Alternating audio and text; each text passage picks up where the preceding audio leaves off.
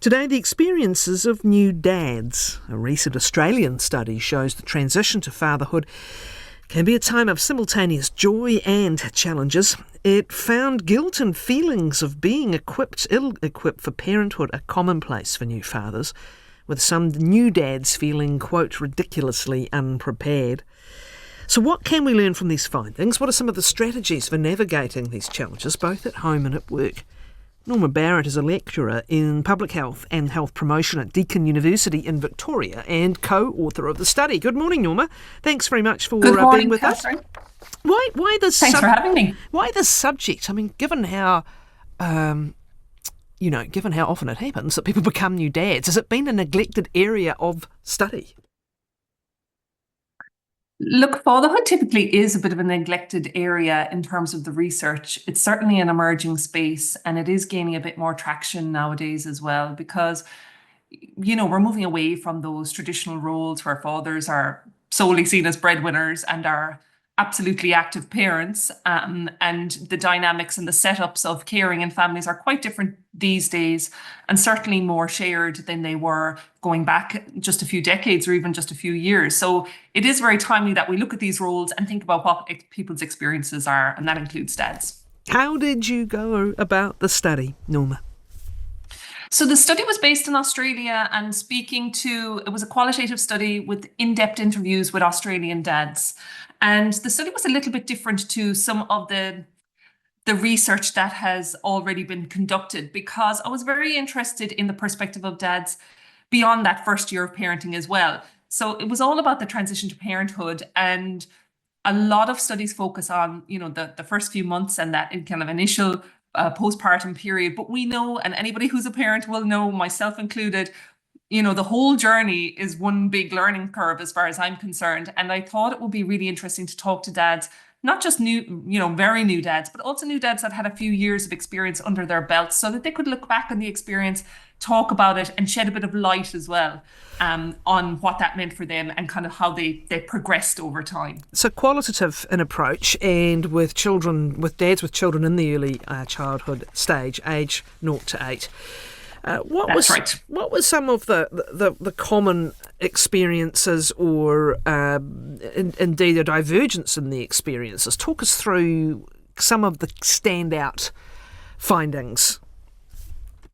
Some of the standout findings, you pointed to the fact that, there's these mixed feelings around parenthood. A lot of the dads pointed to the fact that, they really enjoyed becoming a parent and, found it so fulfilling, and described the incredible love and the bond that they had with their children. And knowing that it was, that they were they were looking forward to this as a positive thing, but really not appreciating how incredible it would be for them until they were in the middle of it.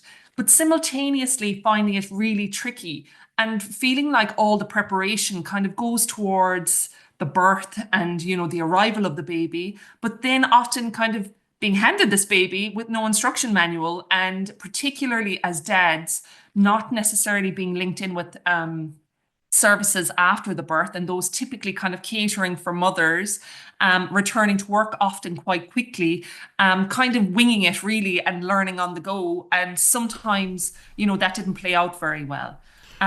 Other surprising findings were around guilt, and, the typical perception of guilt in parenthood is, this idea of mom guilt or mother guilt, whatever you want to call it.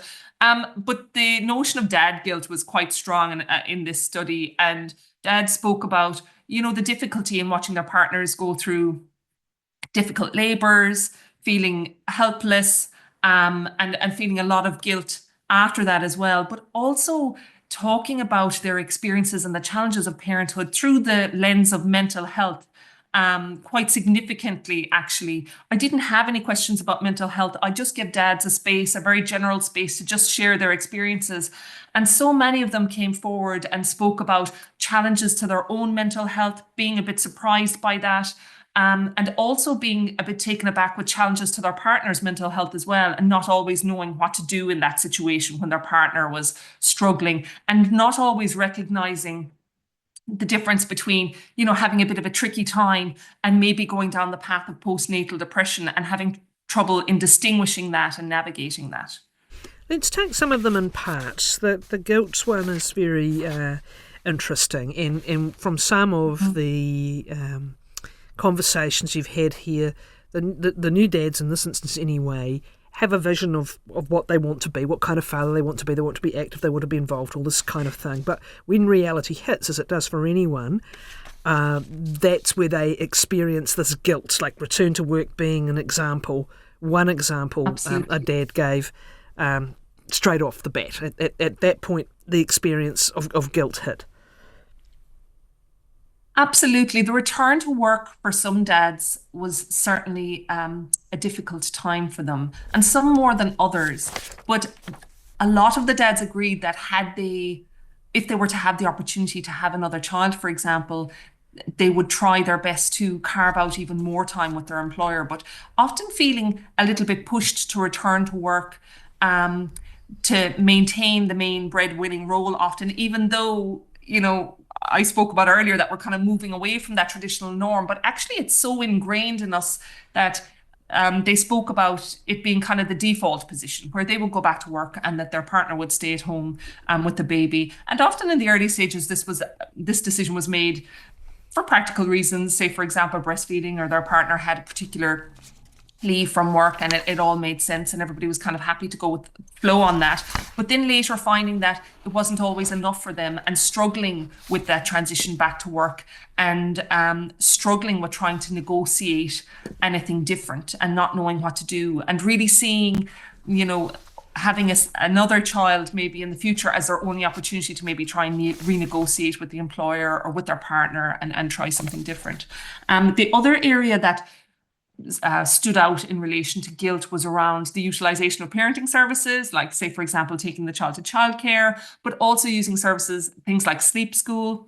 One dad described, we took our son to sleep school. We were having a really difficult time. We were at our wits' end. We just couldn't get any sleep. And I was worried that we had broken him, that he wasn't going to be that same happy baby. But later recognizing that, look, that our baby was fine, but it was a real period of struggle.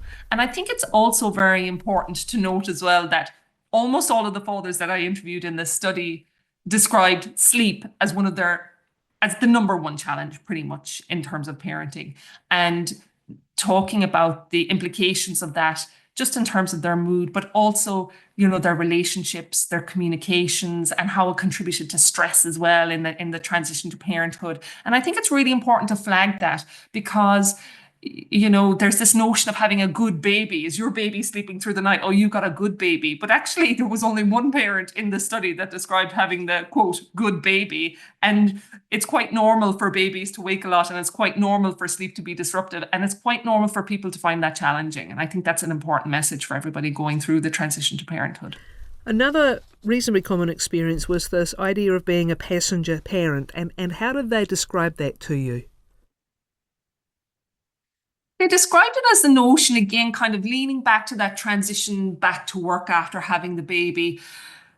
The passenger parent emerged as this kind of this default position of fathers as breadwinners, fathers as kind of playing the supporting role in the absence of kind of knowing how to help in other ways. There was some examples around breastfeeding when there were challenges with breastfeeding, for example, and wanting to help, but not really knowing how to help, and recognizing that so much in that way could only come from the mother, but perhaps not having the information or not having the language around communicating with maybe health service providers, but also their partners as well, to help navigate some of the decision making around that, and maybe some of the troubleshooting strategies around breastfeeding. So kind of taking the passenger seat a little bit, still wanting to be upfront and being really involved in, driving the car of parenthood, but, feeling like it wasn't their place to grab the wheel and not wanting to overstep the mark in many different areas. And that played out as well in terms of decision making around returning to work, seeing it as their role to support their partner in their partner's desires or preferences around working. So fathers described making adjustments quite freely, when their partner said, for example, they wanted to go back to work sooner than they had previously anticipated, and adjusting their work so that they could take on more of a caring role, so that when their partner, the mother of the baby, it was all heterosexual couples I interviewed, might I add. So when the mother of the baby wanted to return to work sooner, supporting that and doing what they could to put that in place, but actually not making those adjustments when it aligned with their own preferences, seeing as their own preferences, or um, carving out their own parenting role in a way that they would like as secondary to their support role as a partner. Some feared voicing And that played out. some actually feared voicing their own preferences or needs. Yeah, all right. Yes, yeah. On the question of mental health, their partners and their own, how openly did they speak about this, and how did they describe it to you, Norma? I was blown away with how openly Father spoke about this. I was quite taken aback, and obviously, there could have been a bit of bias there in terms of, the participants. They selected themselves to partake in the study. They volunteered for this, right? But fathers have a lot to say, actually, and fathers, have really rich experiences, and they are reflective. They feel and think very deeply, and when you do give them the space to actually just put forward their father views, you get, some phenomenal insights. And I was really blown away by how open the dads were in discussing their mental health and how they navigated mental health as well with their partner when things were very tricky. What were some of the things they told you they did to cope? For example, when I was reading Coping with that concept of dad guilt, what did you learn from them about how they'd built coping mechanisms? Well, fathers, and you won't be surprised to hear, fathers really pinpointed to the value of maintaining some sort of social connection with the outside world, if we think about it as a parenting bubble, especially in those early stages. They really valued, just having a chat with a friend, and sometimes not having the time to do that because feeling like, okay, I get to work, I complete my day at work, I need to get home, then it's bath time and or dinner time and bath time and bedtime, and I need to be there for that, and not maintaining those kind of social spaces. But when they did actually engage with other people or did arrange something, really feeling a sense of relief around that, and really recognizing, look, it doesn't have to be, your social life won't look the same and your social circle will get smaller during this time. And that's okay. But it's still really important to maintain some sort of social connections and having some opportunity for having chats.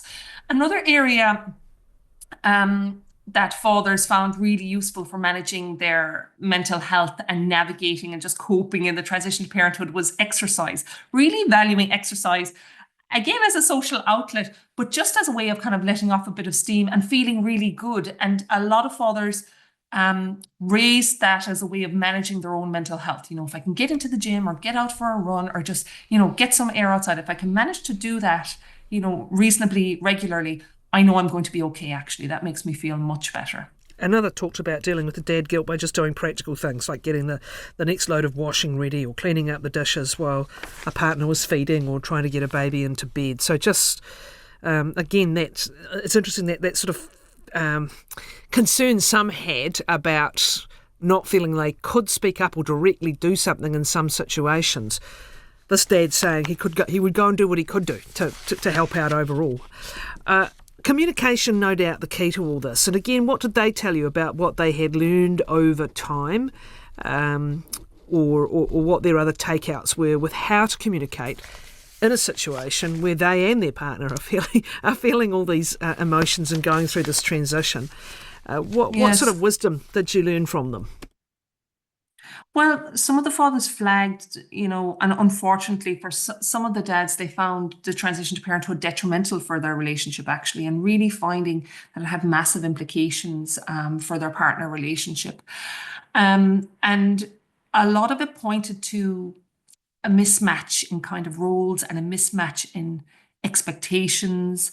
And it really does come back to communication. And the messaging that kind of came through from everybody was that they didn't realize how much their preferences or their expectations and the way they wanted their lives to be set up, they didn't realize how much that was going to fluctuate and change. They knew they were preparing for something big and they were trying to get ready for it. They didn't really know how, and they thought they had a picture of what it might look like, but then often finding, look, it's actually very different. And in reality, this is what I want my work schedule to look like, or this is how I want to contribute at home. And also recognizing that partners had differences as well. Often mothers thinking, look, I'll stay at home full time for X number of years, but then soon realizing, actually, I would like to work a bit, or maybe I might like to go back full time. And so I think preparation needs to be focused on that, actually being prepared for change and actually putting in place opportunities for conversations at various points along the journey. I think the education for parenting needs to go far beyond the notion of prenatal care. We know that dads are very engaged during that time and going to scans and maybe going to classes in preparation for birth and that kind of thing. But later on, then it's the mothers that tend to kind of engage more with services, where in fact, it looks like we need all parents to kind of be more engaged at various touch points along the way, so that they actually have opportunities to communicate about their journey, how things have changed, and they develop some language around that as well to help support them in their relationship so that they can communicate respectively and everybody can kind of carve out a space in their terms of their parenting role. Did anyone talk to you about the parenting style of their own father or their own parents and how influenced they were by this? There was one person who said that he just felt ridiculously unprepared.